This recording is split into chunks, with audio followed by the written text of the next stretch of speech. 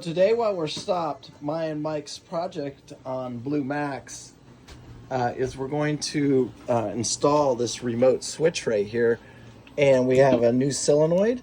We have the remote part, that's the antenna, hot wire, the receiver, and then we have the two remotes right here. And what we're going to hook that up to is the Windlass, but we do not need this. He'll just have an extra one of these switches right here.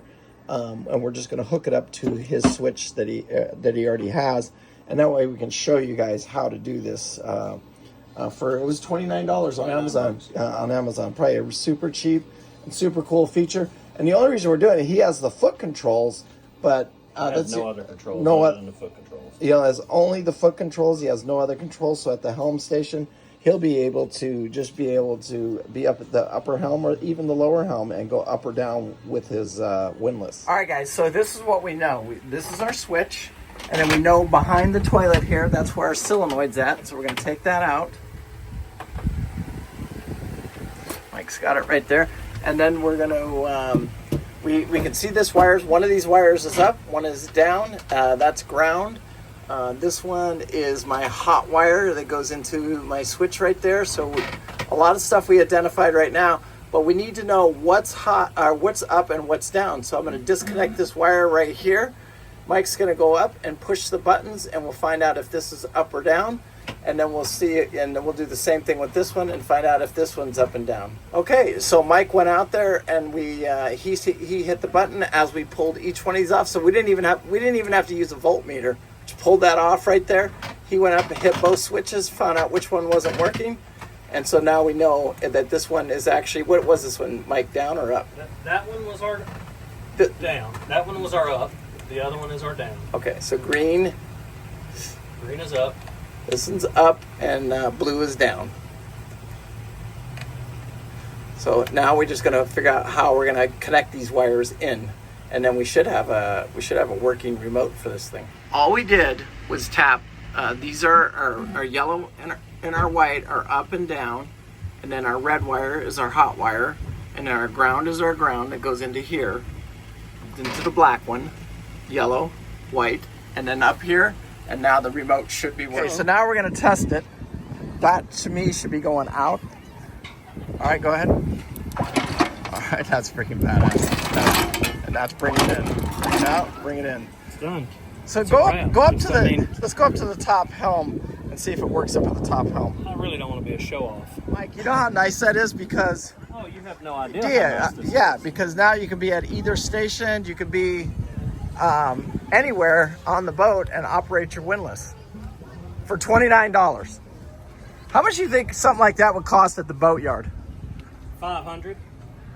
You think they start? We should have a company just doing this. We should have videos just doing this. All right. Let's see. Oh my God. I mean, that's so badass.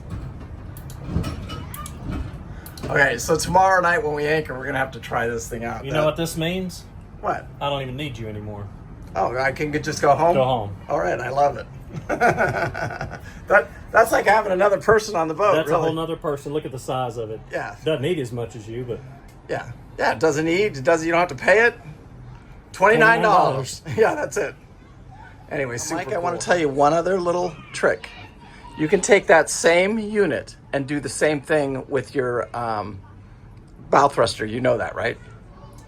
And why that's such a game changer, because you can be off the boat, go grab the line, and then bring the front of the boat over to you.